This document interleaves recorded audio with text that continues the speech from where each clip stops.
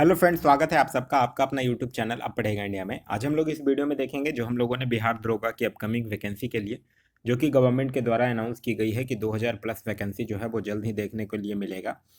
उसके लिए हम लोग जो बिहार दरोगा प्रारंभिक परीक्षा के लिए जो प्रैक्टिस सेट स्टार्ट कर रखे हैं उस प्रैक्टिस सेट के सीरीज में आज हम लोग बढ़कर देखेंगे प्रैक्टिस सेट नंबर 6। इसके पहले के 5 प्रैक्टिस सेट जो है वो ऑलरेडी अपलोडेड है, अगर आप नहीं देखे हैं तो जाकर प्लेलिस्ट से देख सकते हैं। तो चलिए अब बढ़ते हैं अपने क्वेश्चंस की तरफ। आज का जो हमारा पहला क्वेश्चन है वो यह कह रहा है कि अफ्रीकी लोगों में खोजा गया जीन वेरिएंट CHDIL जो है वो किस रोग नियंत्रण में सहायक है। एक्चुअली यह जो है वो एक नेचर जर्नल, आप लोग सुने होंगे कि नेचर जर्नल पत्रिका होता है। उस नेचर जर्नल में प्रकाशित अध्ययन से यह पता चला है कि अफ्रीकी मूल के कुछ लोगों में एक जीन वेरिएंट होता है जो संभवतः मानव इम्यूनोडिफिशियंसी वायरस को नियंत्रित करता है, जिसको कि एड्स का वायरस फैलने का खतरा जो है वो कम हो जाता है। तो इस क्वेश्चन का जो सही आंसर होगा वो होगा ऑप्शन नंबर ए, यानी कि एड्स। एड्स से एक चीज याद रखिएगा, एड्स दिवस जो है वो कब मनाया जाता है, तो यह जो है वो 1 दिसंबर को एड्स जो है वो मनाया जाता है। नेक्स्ट क्वेश्चन कह रहा है कि चर्चा में रहा आइंस्टीन क्रॉस का संबंध जो है वो किससे है। तो आइंस्टीन क्रॉस का जो संबंध है वो एक दुर्लभ खगोलीय घटना से है। तो इस क्वेश्चन का जो सही आंसर होगा वो होगा ऑप्शन नंबर सी, दुर्लभ खगोलीय घटना से। आगे है कि इसरो का चंद्रमा की कक्षा में सफलतापूर्वक प्रवेश करने वाला मिशन कौन है। इसरो यानी कि इंडियन स्पेस रिसर्च ऑर्गेनाइजेशन, और इसका जो सफलतापूर्वक प्रवेश करने वाला जो मिशन है, ऐसे देखा जाए तो चंद्रयान 1 भी है, चंद्रयान 2 भी है, चंद्रयान 3 भी है। सफलतापूर्वक कक्षा में प्रवेश तो कर ही गया था, लेकिन भारतीय अंतरिक्ष अनुसंधान संगठन जो इसरो है वो चंद्रयान 3 जो है वो अंतरिक्ष यान को चंद्रमा के कक्षा में सफलतापूर्वक स्थापित करने के लिए चंद्र कक्षा सम्मेलन जो है वो पूरा किया है। तो इस क्वेश्चन का जो सही आंसर होगा वो होगा ऑप्शन नंबर सी, यानी कि चंद्रयान 3। नेक्स्ट है कि भारत का पहला ऑन साइट प्रतिष्ठित स्थल संग्रहालय जो है वो कहाँ स्थापित किया गया है। तो यह जो है वो कहाँ स्थापित किया गया है, तमिलनाडु में स्थापित किया गया है। तो इस क्वेश्चन का जो सही आंसर होगा वो होगा ऑप्शन नंबर ए, तमिलनाडु में स्थापित किया गया है। संविधान को पढ़ो और जियो अभियान जो है वो कहाँ प्रारंभ किया गया है। तो संविधान को पढ़ो और जियो अभियान जो है वो राजस्थान के जो तत्कालीन राज्यपाल हैं जिनका नाम है कलराज मिश्र, उनके द्वारा राजभवन में संस्कृति युवा संस्था के संविधान पढ़ो और जियो अभियान की शुरुआत किया गया है। तो इस क्वेश्चन का जो सही आंसर होगा वो होगा ऑप्शन नंबर बी, यानी कि राजस्थान। आगे है कि साइटोलॉजी निम्न में से किसके अध्ययन से संबंधित है। तो साइटोलॉजी जिसको कि हम लोग क्या कहते हैं, कोशिका विज्ञान। तो कोशिका के अध्ययन को ही हम लोग कोशिका विज्ञान कहते हैं। तो इस क्वेश्चन का जो सही आंसर होगा वो होगा ऑप्शन नंबर ए, कोशिका यानी कि सेल। सेल की अगर बात करते हैं तो सेल की खोज जो है वो सबसे पहले 1665 में रॉबर्ट हुक के द्वारा किया गया था, यह भी आपको ध्यान रखना है। आगे है कि 1931 ईस्वी में गांधी इरविन समझौते का परिणाम क्या रहा। गांधी इरविन समझौता, जिसको कि दिल्ली समझौता के नाम से भी जाना जाता है, गांधी इरविन समझौता किसके किसके बीच हुआ था, लॉर्ड इरविन और महात्मा गांधी के बीच हुआ था। और इसी समझौता में यह कहा गया था कि सबने अवज्ञा आंदोलन को समाप्त कर दी जाएगी और जो है गोलमेज सम्मेलन में कांग्रेस जो है वो भाग लेगा। तो यहाँ कह रहा है कि क्या परिणाम क्या रहा था। तो भगत सिंह, राजगुरु और सुखदेव के लिए निष्पक्ष सुनवाई किए जाने पर सहमति भी नहीं थी, बिल्कुल नहीं। भारतीय राष्ट्रीय कांग्रेस ने सविनय अवज्ञा आंदोलन को समाप्त करने पर सहमति व्यक्त की थी, तो यह सही है। तो इस क्वेश्चन का जो सही आंसर होगा वो होगा ऑप्शन नंबर बी। नेक्स्ट है कि निम्नलिखित में से किस राज्य ने खेलों को उद्योग का दर्जा दिया है। खेलों को उद्योग का दर्जा जो है वो किसके द्वारा दिया गया है, कौन से राज्य के द्वारा, मिजोरम के द्वारा दिया गया है। तो इस क्वेश्चन का सही आंसर होगा वो होगा ऑप्शन नंबर डी, मिजोरम के द्वारा। मिजोरम के अभी मुख्यमंत्री का नाम आप लोगों को ध्यान रखना है, उनका नाम है लाल दुहोमा। क्या नाम है, लाल दुहोमा। और मिजोरम से एक चीज और याद रखिएगा, चाप चरकुट त्योहार, ठीक है, चाप चरकुट त्योहार, ये भी मिजोरम से ध्यान रखिएगा। नेक्स्ट क्वेश्चन है क्वेश्चन नंबर 9 कि लैरिंक्स या स्वर तंत्र के शीर्ष पर जिभ के पीछे स्थित पत्ती के आकार का एक उपास्थि प्रवाल यानी कि फ्लैप ऑफ कार्टिलेज पाया जाता है, उसे क्या कहा जाता है।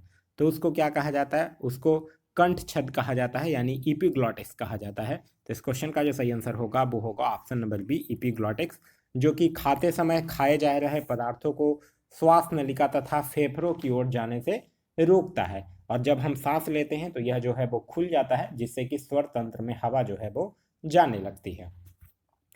नेक्स्ट क्वेश्चन है क्वेश्चन नंबर 10 कि निम्न में से कौन सी जल संधि या जल डमरू मध्य जो है वो ग्रेट निकोबार द्वीप और इंडोनेशिया के सुमात्रा द्वीप के बीच स्थित है। तो यह जो है वो कौन है, ग्रेट चैनल, जिसको कि ग्रेट जल संधि कहते हैं, जो कि ग्रेट निकोबार द्वीप और इंडोनेशिया के सुमात्रा द्वीप के बीच स्थित है। तो इस क्वेश्चन का जो सही आंसर होगा वो होगा ऑप्शन नंबर बी, यानी कि ग्रैंड जल संधि। और जल संधियों की अगर बात करते हैं, पाक जल डमरू मध्य की बात कीजिएगा तो यह बंगाल की खाड़ी और अरब सागर के बीच, और यह जो है वो भारत और श्रीलंका को अलग करता है। 10 डिग्री जल संधि की अगर बात कीजिएगा तो 10 डिग्री चैनल जो है वो अंडमान द्वीप और निकोबार द्वीप समूह को एक दूसरे से अलग करता है। 9 डिग्री जल संधि की बात कीजिएगा तो 9 डिग्री चैनल जो है वो लक्षद्वीप और मिनी कोय को अलग करता है, यह आपको ध्यान रखना है। आगे है कि इनमें से किस प्रकार का मैलवेयर एक प्रकार का प्रोग्राम या कोड होता है जो किसी व्यक्ति के कंप्यूटर पर उसकी जानकारी के बिना लोड होकर उसकी इच्छा के विरुद्ध चलता है। यह बात कर रहा है एक्चुअली कंप्यूटर वायरस का। तो इस क्वेश्चन का जो सही आंसर होगा वही होगा option number D, computer virus. और इससे बचने के लिए हम जो है वो अपने कंप्यूटर या लैपटॉप में एंटीवायरस का उपयोग करते हैं। नेक्स्ट है कि भारतीय संविधान के निम्न में से किस अनुच्छेद में संपत्ति का अधिकार जो है वो उल्लेखित है। आप लोग पढ़े होंगे संपत्ति के अधिकार से एक संविधान संशोधन आप लोगों को याद आ रहा होगा, वो होगा 44वां संविधान संशोधन अधिनियम 1978। इसके द्वारा ही संपत्ति के अधिकार को मौलिक अधिकार की सूची से हटा दिया गया था और संविधान के भाग 12 में अनुच्छेद 300A के तहत एक कानूनी अधिकार बना दिया गया था। तो इस क्वेश्चन का जो सही आंसर होगा वो होगा ऑप्शन नंबर सी, यानी कि अनुच्छेद 300 का ए। नेक्स्ट है कि वाकाटक साम्राज्य की महारानी प्रभावती गुप्त कुबेर नागा, और ये जो थी कुबेर नागा और किसकी बेटी थी, तो प्रभावती गुप्त जो थी वो चंद्रगुप्त द्वितीय और कुबेर नागा की बेटी थी। तो इस क्वेश्चन का जो सही आंसर होगा वो होगा ऑप्शन नंबर ए, यानी कि चंद्रगुप्त द्वितीय। चंद्रगुप्त द्वितीय जो था वो आप लोगों को याद ही होगा समुद्रगुप्त का उत्तराधिकारी हुआ था, जिसने कि विक्रमादित्य की उपाधि जो है वो धारण की थी। शकों पर विजय के उपलक्ष्य में इसने चांदी का सिक्का चलवाया था। और एक क्वेश्चन पूछा जाता है कि किसके शासन काल में एक बौद्ध यात्री फाहियान जो था वो भारत आया था, तो यही चंद्रगुप्त द्वितीय के शासन काल में ही बौद्ध यात्री फाहियान जो है वो भारत आया था। नेक्स्ट क्वेश्चन है क्वेश्चन नंबर 14 कि हिट रिफ्रेश नामक पुस्तक के लेखक कौन है। तो हिट रिफ्रेश नामक पुस्तक के लेखक जो है वो सत्य नडेला है, जो कि माइक्रोसॉफ्ट के सीईओ हैं। तो इस क्वेश्चन का जो सही आंसर होगा वो होगा ऑप्शन नंबर ए, यानी कि सत्य नडेला। नेक्स्ट है कि कुद्रेमुख लौह अयस्क के खदान जो है वो कहाँ स्थित है। कुद्रेमुख जो है वो कर्नाटक के चिकमंगलूर जिला में एक पर्वतमाला है। तो इस क्वेश्चन का जो सही आंसर होगा वो होगा ऑप्शन नंबर बी, यानी कि कर्नाटक।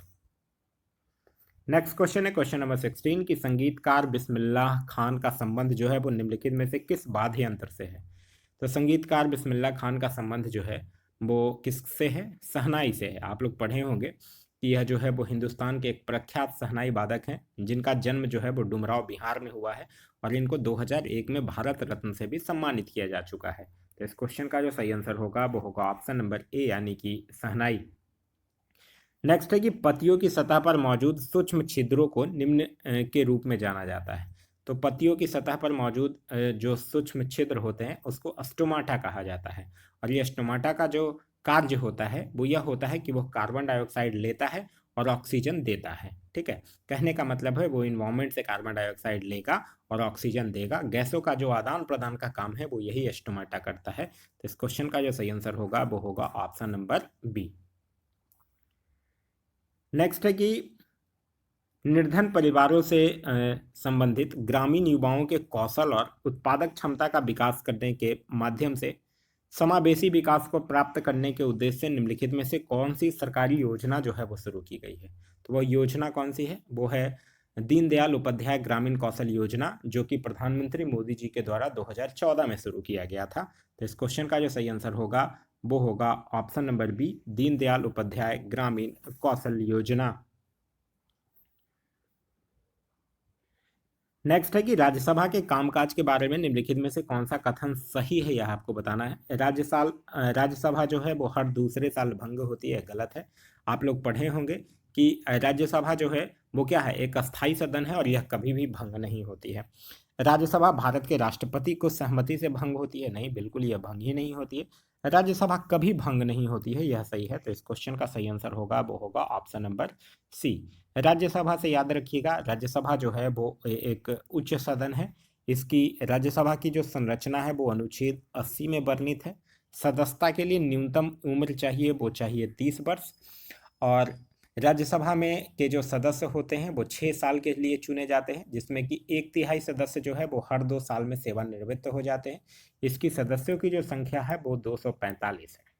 क्लियर है। नेक्स्ट है कि निम्न में से कौन सा एक नैनार संत नहीं थे, यह आपको बताना है। देखिए, नैनार जो होते हैं वो भगवान शिव के भक्त संत होते हैं, उनको कहा जाता है।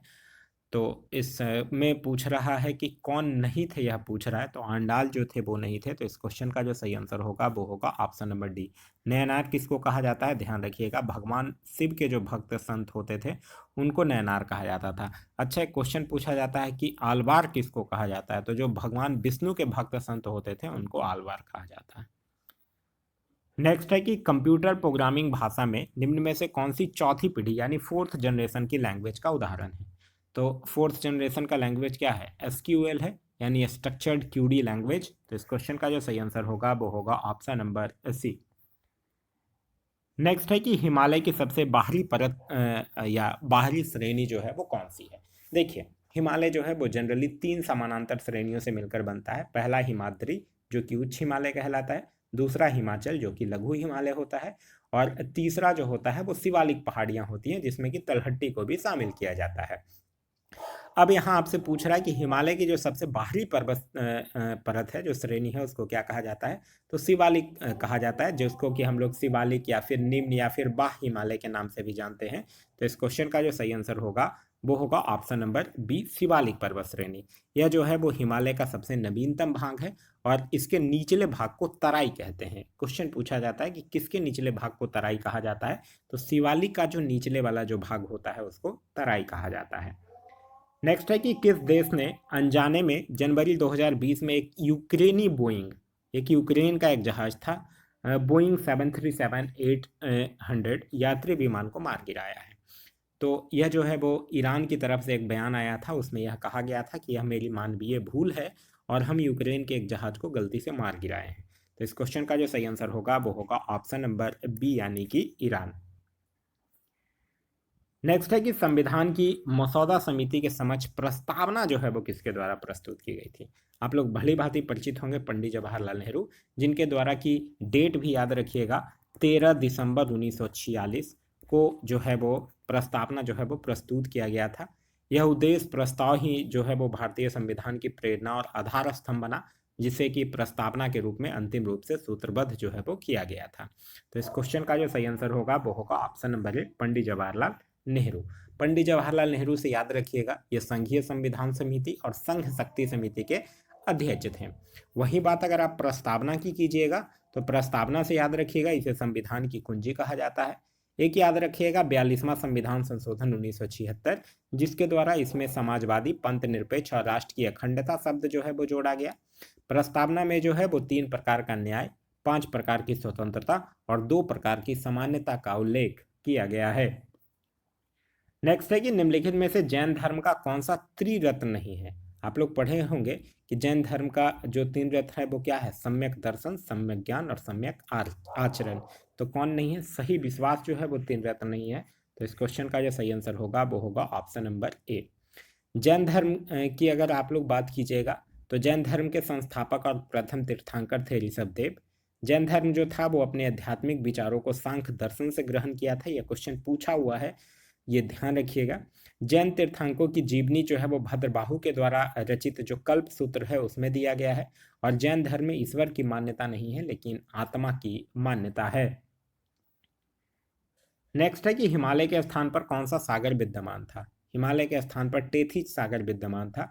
हिमालय जो है वो एक का निर्माण जो है वो एक लंबे भूगर्भी के ऐतिहासिक काल से गुजरकर संपन्न हुआ है। तो इस क्वेश्चन का जो सही आंसर होगा वो होगा ऑप्शन नंबर सी, यानी कि टेथिस सागर। नेक्स्ट है कि लगान फिल्म का निर्देशक निम्नलिखित में से कौन था। लगान जो फिल्म आई थी उसका निर्देशक कौन थे, तो आशुतोष गोवारिकर थे। तो इस क्वेश्चन का जो सही आंसर होगा वो होगा ऑप्शन नंबर सी।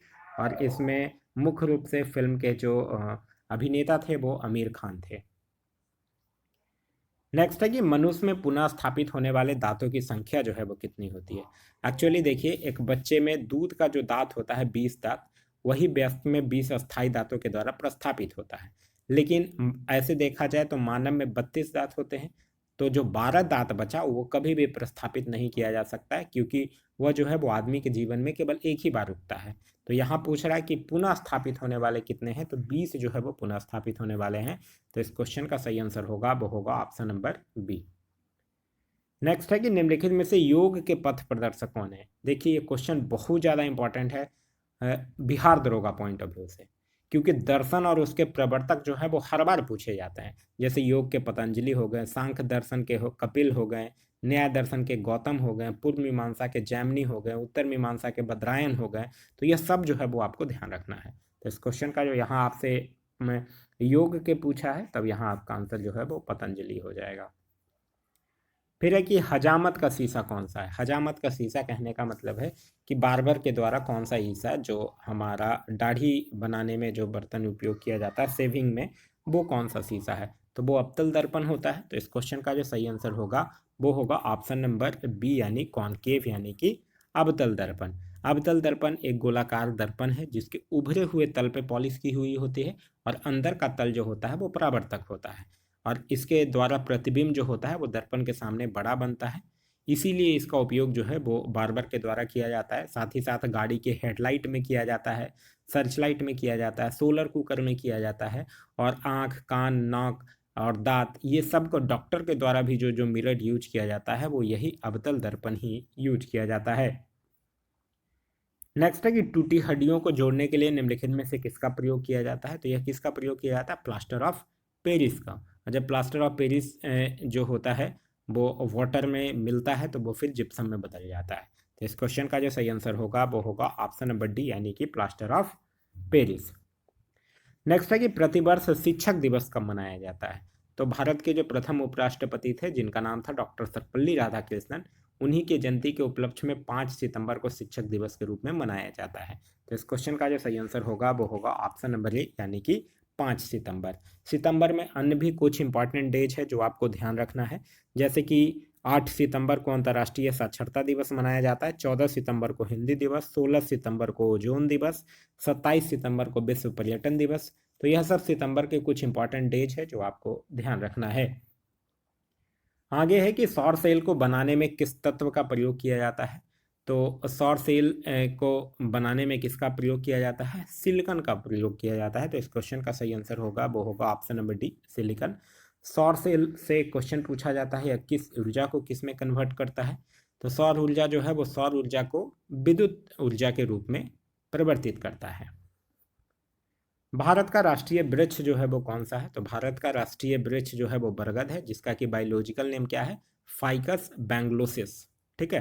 तो इस क्वेश्चन का जो सही आंसर होगा वो होगा ऑप्शन नंबर सी, यानी कि बरगद। नेक्स्ट क्वेश्चन कह रहा है कि निम्नलिखित में से किसे भारत रत्न नहीं मिला है। मोरारजी देसाई को मिला है, गुलजारी लाल नंदा को मिला है, राजीव गांधी को मिला है, लाल कृष्ण आडवाणी को भी ये मिल चुका है। ठीक है। तो यहाँ चारों को मिला है। एक्चुअली ये लाल कृष्ण आडवाणी के पहले का क्वेश्चन फ्रेम किए हुए होगा बुक वाला। तो अब तो लाल कृष्ण आडवाणी को भी भारत रत्न मिल गया है, तो यह चारों को भारत रत्न मिला हुआ है। भारत रत्न की अगर बात कीजिएगा तो ये हर वर्ष 26 जनवरी को भारत के राष्ट्रपति के द्वारा दिया जाता है। इसकी शुरुआत जो है वो 1954 में किया गया था, लेकिन फिर जनता पार्टी की सरकार बनती है और 1977 में इसको बंद कर देती है। लेकिन फिर कांग्रेस की सरकार आती है और 1980 में फिर से इसको शुरू कर देती है। 1954 से मिलता है, 1977 में बंद कर दिया जाता है और फिर 1980 में देना शुरू कर दिया जाता है। आगे है कि श्रीनगर जो है वो किस नदी के किनारे बसा हुआ है। तो श्रीनगर आप लोगों को पता ही होगा कि यह जो है वो कश्मीर घाटी में झेलम नदी के किनारे बसा हुआ है। तो इस क्वेश्चन का जो सही आंसर होगा वो होगा ऑप्शन नंबर बी, झेलम नदी। झेलम नदी जो है वो सिंधु घाटी की एक सहायक नदी है, मतलब सहायक नदियाँ है। झेलम की अगर बात कीजिएगा तो इसका उद्गम जो होता है वो बेरी नाग के समीप शेषनाग झील से होता है। आगे है कि भारतीय नौसेना के अध्यक्ष के पद को क्या कहा जाता है। तो भारतीय नौसेना के अध्यक्ष के पद को एडमिरल कहा जाता है। तो इस क्वेश्चन का सही आंसर होगा वो होगा ऑप्शन नंबर डी, एडमिरल। अभी अगर नौसेना प्रमुख की बात कीजिएगा तो अभी 26वें नौसेना प्रमुख हैं, जिनका नाम है दिनेश कुमार त्रिपाठी।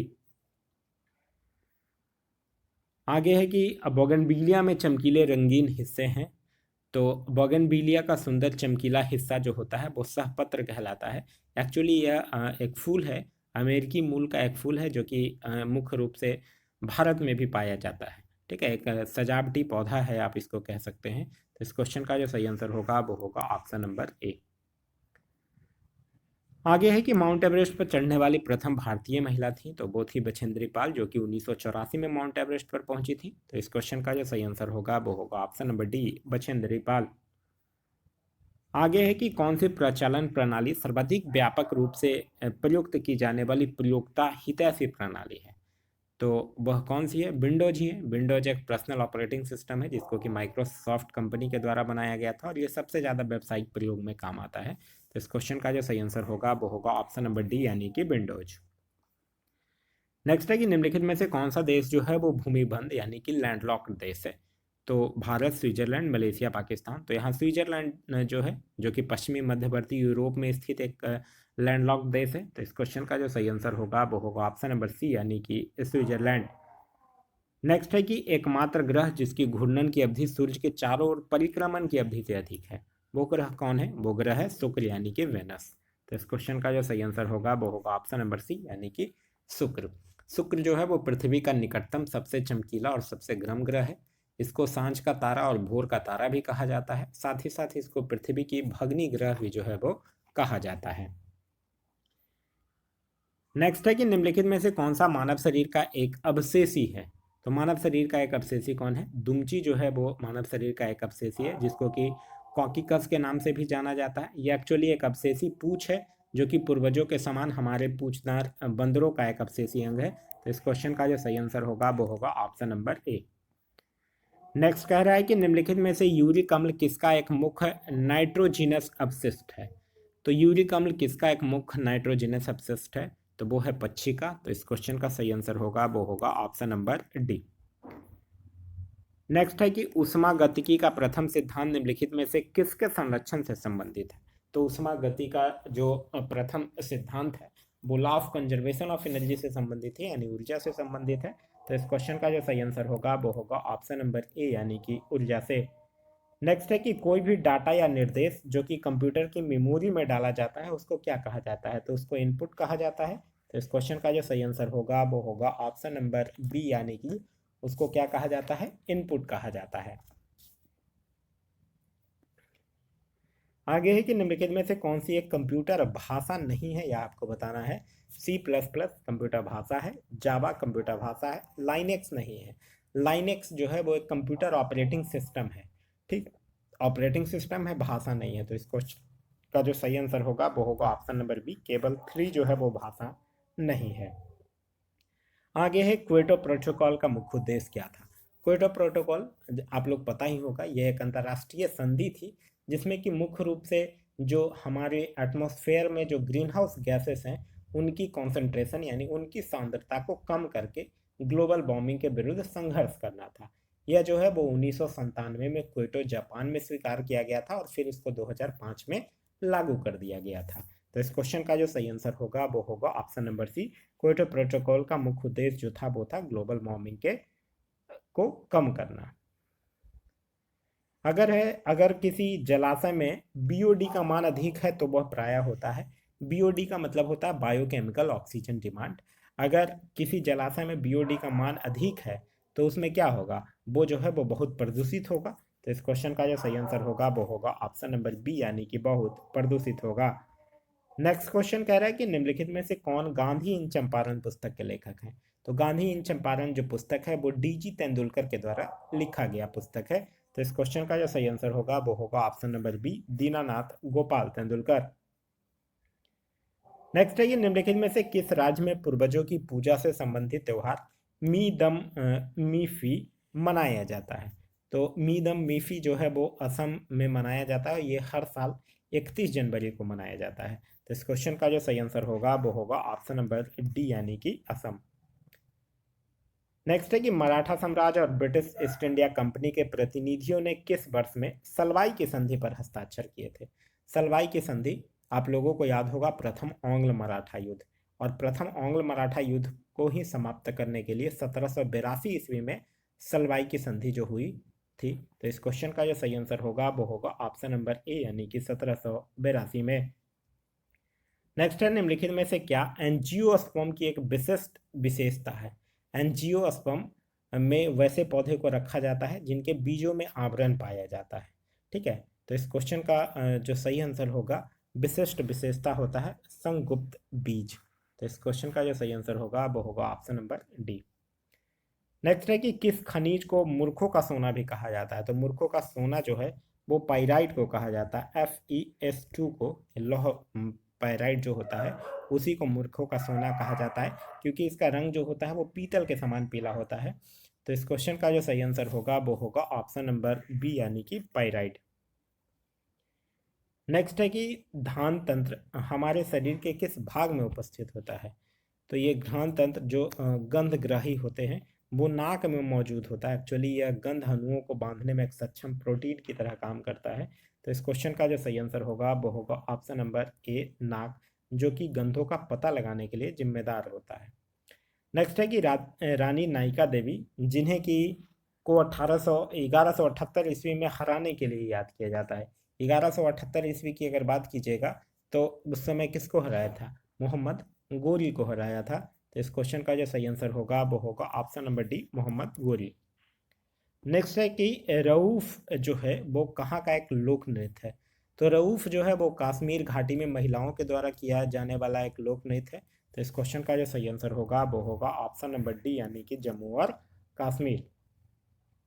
नेक्स्ट है कि तसोकुम सोमाई, जो अच्छी फसल के लिए आशीर्वाद प्राप्त करने हेतु मनाया जाता है, किस राज्य से संबंधित है? तो तोकुम सोमाई जो है वो नागालैंड में मनाया जाता है, और इसको है कि अत्यधिक फसल हो ऐसा भगवान से आशीर्वाद मांगा जाता है। तो इस क्वेश्चन का जो सही आंसर होगा वो होगा ऑप्शन नंबर डी, यानी कि नागालैंड। नेक्स्ट है कि आकाश नीला क्यों दिखाई देता है? तो आकाश का नीला रंग जो है वो वायुमंडल के छोटे कणों के द्वारा प्रकाश के प्रकीर्णन के कारण होता है। तो इस क्वेश्चन का जो सही आंसर होगा वो होगा ऑप्शन नंबर सी, प्रकाश के प्रकीर्णन के कारण। आप लोग पढ़े होंगे कि नीले रंग की जो रोशनी होती है वो सबसे ज़्यादा बिखरी होती है, और लाल रंग की रोशनी जो होती है वो कम से कम बिखरी होती है। इसीलिए कभी भी जो हम लोग किसी चीज़ के लिए वार्न करना होता है तो हम लोग रेड लाइट का यूज करते हैं। नेक्स्ट है कि निम्नलिखित में से कौन सा कथन जो है वो भारत के आयात निर्यात यानी एग्जिम बैंक के संबंध में सही नहीं है, ये आपसे पूछ रहा है। आयात निर्यात यानी export import bank of India की अगर बात करते हैं तो इसका सही नहीं है, यह पूछ रहा है। इसका मुख्य कार्य जो है वो भारतीय निर्यात को आर्थिक सहायता प्रदान कर उसे प्रोत्साहित करना है, बिल्कुल सही है। यह भारत का जो है वो प्रमुख निर्यात वित्त संस्थान है, यह भी जो है वो सही है। बैंक भारतीय निर्यातकों को वैश्विक स्तर पर सहयोग प्रदान करना है, यह भी जो है वो सही है। इसकी स्थापना 2014 ईस्वी में भारत के आयात निर्यात अधिनियम के अंतर्गत किया गया था, यह गलत है, क्योंकि आयात निर्यात जो export import bank of India है वो भारत में एक वित्त संस्थान है, जिसको कि 1982 ईस्वी में export import bank of India act 1981 के तहत स्थापित किया गया था। ठीक है, और यह जो है वो कहाँ स्थित है? मुंबई महाराष्ट्र में स्थित है। तो ये डी गलत है, बाद बाकी ए, बी और सी जो है वो सही है। तो जो आपका सही आंसर होगा वो होगा option number D. Next question है क्वेश्चन नंबर 61 कि महाराणा प्रताप सागर जलाशय जो ब्यास नदी पर हिमाचल प्रदेश में स्थित है उसे किस नाम से जाना जाता है? तो महाराणा प्रताप सागर जलाशय जो है उसको पोंग जलाशय या फिर पोंग डैम के नाम से जाना जाता है। तो इस क्वेश्चन का जो सही आंसर होगा वो होगा ऑप्शन नंबर ए, यानी कि पोंग डैम के नाम से जाना जाता है। नेक्स्ट है कि प्रकाश के वर्णक्रम यानी स्पेक्ट्रम के द्वारा व्याख्यायित किया गया है। तो प्रकाश का जो वर्णक्रम है वो न्यूटन के द्वारा किया गया है। तो इस क्वेश्चन का जो सही आंसर होगा वो होगा ऑप्शन नंबर बी, यानी कि आइजैक न्यूटन। नेक्स्ट है एपीकल्चर प्रशोध का एक वैज्ञानिक विधि है जिसमें विशेष रूप से एक लकड़ी का बॉक्स बना हुआ होता है।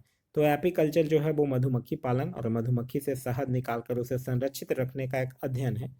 वह स्थान जहाँ की मधुमक्खियों को रखा जाता है उसको क्या कहा जाता है? मधुमक्खी यार्ड कहा जाता है। तो इस क्वेश्चन का जो सही आंसर होगा वो होगा ऑप्शन नंबर ए, एपीकल्चर जो है वो मधुमक्खी से संबंधित है। नेक्स्ट है वर्षा की बूंदें जब समतल सतह पर गिरती है तो क्यों फैल जाती है? आप लोगों को पता ही होगा किसके कारण? पृष्ठ तनाव के कारण पानी की जो बूंदें होती है वो गोलाकार संरचना होती है। तो इस क्वेश्चन का जो सही आंसर होगा वो होगा ऑप्शन नंबर डी, कण के पृष्ठ तनाव के कारण। नेक्स्ट क्वेश्चन है क्वेश्चन नंबर 65। 65 कह रहा है कि एक स्वयं सहायता समूह यूथ फॉर इक्वलिटी द्वारा आर्थिक रूप से पिछड़े लोगों को 10% का कोटा, जिसे संविधान के किस संविधान संशोधन के द्वारा लागू किया गया, उसे सर्वोच्च न्यायालय में चुनौती दी गई है। तो यह यूथ फॉर इक्वलिटी जो है वो ये 10% आर्थिक रूप से ईडब्ल्यूएस कोटा जो है वो 103वें संवैधानिक संशोधन अधिनियम के तहत। तो इस क्वेश्चन का जो सही आंसर होगा वो होगा option number B. Next question है क्वेश्चन नंबर 66 कि निम्नलिखित में से किस राज्य की सीमा जो है वो बांग्लादेश से नहीं लगती है। तो बांग्लादेश की सीमा मेघालय से लगती है, त्रिपुरा से भी लगती है, मिजोरम से भी लगती है, मणिपुर से नहीं लगता है। ठीक है, तो इस क्वेश्चन का जो सही आंसर होगा वो होगा ऑप्शन नंबर बी, मणिपुर से नहीं लगता है। आप लोगों को कमेंट करके बताना है कि बांग्लादेश का सीमा जो है वो भारत से कितना किलोमीटर लगता है और कितने राज्य से लगता है। ठीक है, मैं क्वेश्चन फिर से रिपीट कर रहा हूँ।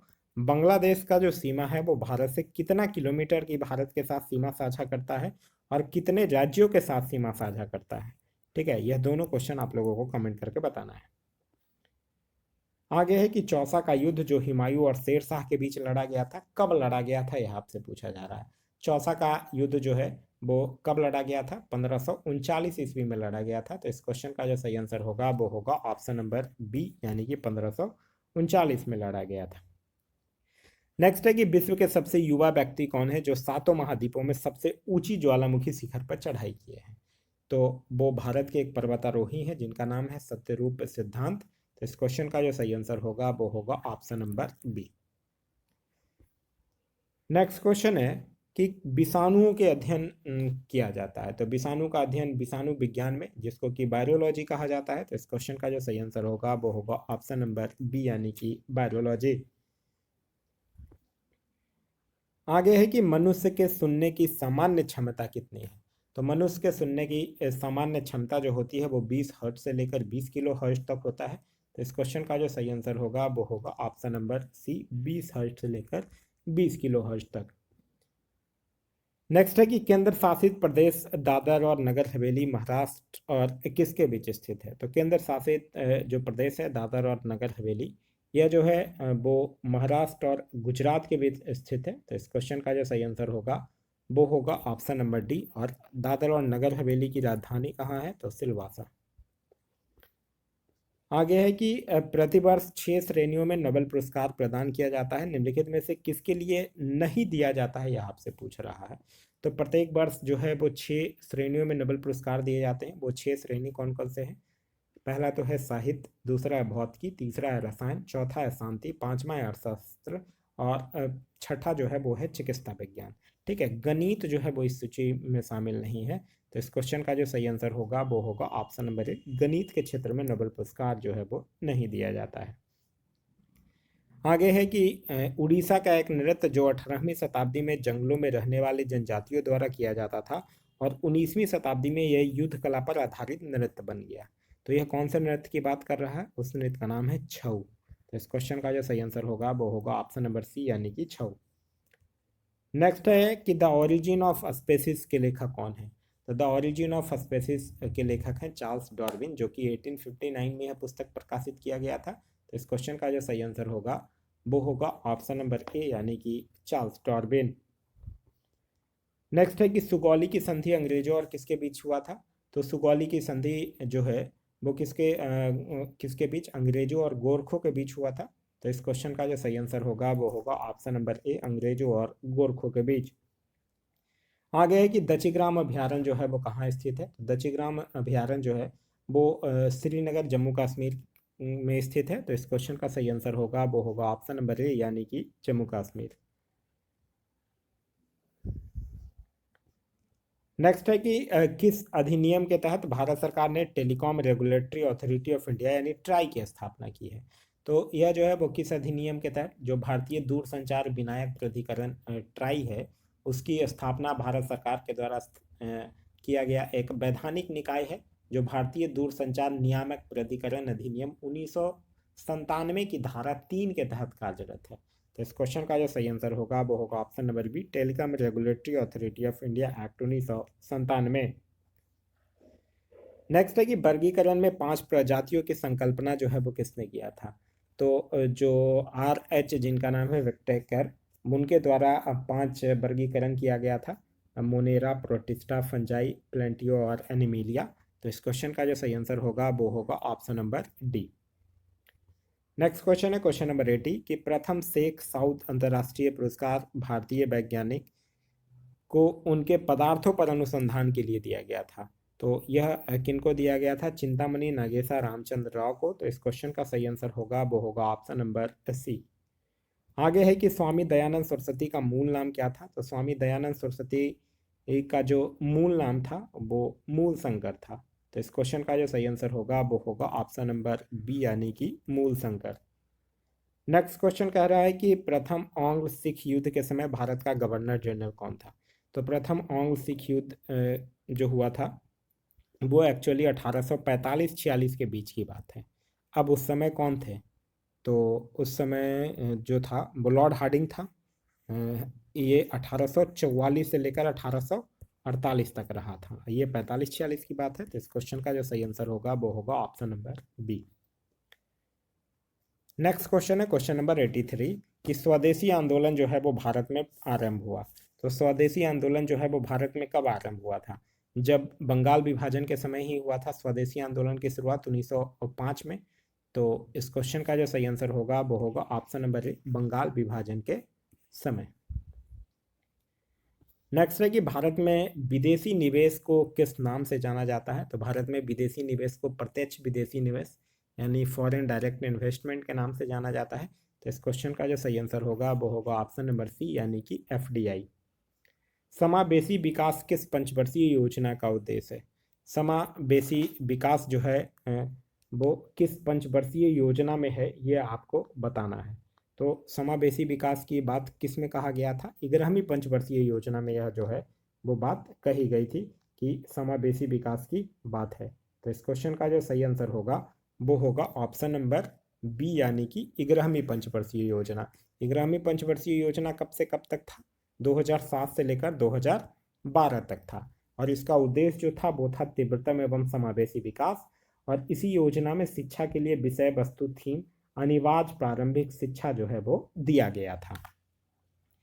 नेक्स्ट क्वेश्चन है क्वेश्चन नंबर 86 कि कौन सी शासन व्यवस्था में सर्वोच्च सत्ता जो है वो केंद्रीय प्राधिकार तथा उसकी विभिन्न अनुवांशिक इकाइयों के बीच बट जाती है। तो यह कौन सी शासन व्यवस्था में होता है? संघवाद में। तो इस क्वेश्चन का जो सही आंसर होगा वो होगा ऑप्शन नंबर सी।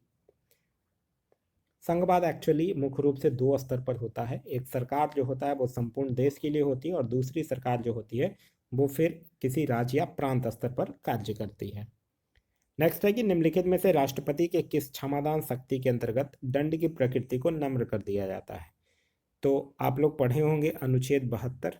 अनुच्छेद 72 में ही क्षमादान की शक्ति जो है वो दी गई है और यह जो है वो लघुकरण के अंदर नम्र कर दिया जाता है। तो इस क्वेश्चन का सही आंसर होगा वो होगा ऑप्शन नंबर ए। नेक्स्ट है कि केंद्रीय मंत्री परिषद निम्नलिखित में से किसके प्रति सामूहिक रूप से उत्तरदायी होता है? तो सामूहिक रूप से उत्तरदायी होता है लोकसभा के प्रति। तो इस क्वेश्चन का जो सही आंसर होगा वो होगा ऑप्शन नंबर बी। आगे है कि लोकसभा के अध्यक्ष का मत कहलाता है। तो लोकसभा का अध्यक्ष का मत जो होता है वो क्या होता है? निर्णायक मत होता है। तो इस क्वेश्चन का सही आंसर होगा वो होगा ऑप्शन नंबर ए, निर्णायक मत होता है। तक्षशिला विश्वविद्यालय वर्तमान में किस देश में स्थित है? तो तक्षशिला जो है वो पाकिस्तान के पंजाब प्रांत में तक्षशिला शहर में स्थित है। तो इस क्वेश्चन का सही आंसर होगा वो होगा ऑप्शन नंबर सी, पाकिस्तान। आगे है कि हल्दी घाटी का युद्ध किन 2 सेनाओं के बीच लड़ा गया था? तो हल्दी घाटी का युद्ध जो है वो मेवाड़ के राजा महाराणा प्रताप और मान सिंह के नेतृत्व में मुगल शासक अकबर की सेना के मध्य लड़ा गया था 1576 में। हल्दी घाटी जो कि कहाँ है? राजस्थान में। तो इस क्वेश्चन का जो सही आंसर होगा वो होगा ऑप्शन नंबर डी, अकबर तथा महाराणा प्रताप। आमेर का किला जो है वो किसने बनवाया था? आमेर एक्चुअली राजस्थान में एक किला है जिसका निर्माण जो है वो किसके द्वारा करवाया गया था? राजा मान सिंह के द्वारा करवाया गया था शासनकाल में ही। तो इस क्वेश्चन का सही आंसर होगा वो होगा ऑप्शन नंबर बी। नेक्स्ट है कि निम्नलिखित में से किन किन तिथियों पर उत्तरी गोलार्ध में शीतकाल अयनात को देखा जा सकता है। तो 21 दिसंबर को देखा जा सकता है सिर्फ और सिर्फ, 5 अगस्त को नहीं, 10 जनवरी को नहीं। तो इस क्वेश्चन का जो सही आंसर होगा वो होगा ऑप्शन नंबर ए, यानी कि केवल एक। आगे है कि बैरन द्वीप निम्नलिखित में से किस देश में स्थित है। तो बैरन द्वीप जो है वो किस में स्थित है, भारत के ही जो केंद्र शासित प्रदेश है अंडमान निकोबार, उसमें स्थित है। तो इस क्वेश्चन का जो सही आंसर होगा वो होगा ऑप्शन नंबर सी, भारत। याद रखिएगा, भारत की एकमात्र सक्रिय ज्वालामुखी जो है वो बैरन द्वीप में ही स्थित है। नेक्स्ट है कि एक जल संयोजी स्ट्रेट जो है वो क्या है। तो दो भूभागों को अलग करने वाला एक जल निकाय को ही कहा जाता है। तो इस क्वेश्चन का जो सही आंसर होगा वो होगा ऑप्शन नंबर ए। क्लियर है। इसके आगे 5 जो क्वेश्चंस हैं वो मैथ के क्वेश्चंस दिए गए हैं, ये पीडीएफ के लास्ट में अटैच्ड है। फिर उसके बाद आंसर की भी जो है वो पीडीएफ के लास्ट में अटैच कर दिया गया है। तो यह था हमारा आज का वीडियो। आज का वीडियो आप लोगों को कैसा लगा कमेंट करके ज़रूर बताइएगा। साथ ही साथ इस वीडियो से कुछ सीखने के लिए मिला तो एक लाइक ज़रूर कर दीजिए। वीडियो पसंद आ रहा है तो अपने दोस्तों के साथ शेयर करना ना भूलें। अभी तक आप इस चैनल पर नए हैं या चैनल को सब्सक्राइब नहीं किए हैं तो चैनल को सब्सक्राइब कर लीजिए और साथ ही साथ बेल आइकन दबा लीजिए ताकि हमारे सारे वीडियो के नोटिफिकेशन जो है वो आपको मिलते रहें। इसका अगर आप लोगों को पीडीएफ चाहिए तो पीडीएफ के लिए वीडियो के दिए गए डिस्क्रिप्शन लिंक से जाकर टेलीग्राम ग्रुप ज्वाइन कर सकते हैं या फिर टेलीग्राम में जाकर सर्च कर सकते हैं अब पढ़ेगा इंडिया, वहाँ जो ग्रुप आएगा उसको ज्वाइन कर लीजिए। वहाँ इसका पीडीएफ जो है वो प्रोवाइड करवा दिया गया है। जाते जाते मैं आप लोगों को एक चीज़ और इन्फॉर्म कर लूँ, बिहार दरोगा के लिए फ्री टेस्ट का आयोजन एक ग्रुप में होता है व्हाट्सएप ग्रुप के माध्यम से, जिसका लिंक जो है वो वीडियो के डिस्क्रिप्शन में दे दिया गया है। मिशन बिहार दरोगा नाम से वो ग्रुप है। उसमें 7:30 PM पे आप लोगों को टेस्ट प्रोवाइड करवाया जाता है। 8:30 PM पे उस टेस्ट का सॉल्यूशन और आंसर की दिया जाता है। फिर 9 बजे तक आप लोगों को अपने OMR सीट जो है वो भेजने होते हैं। Thanks for watching.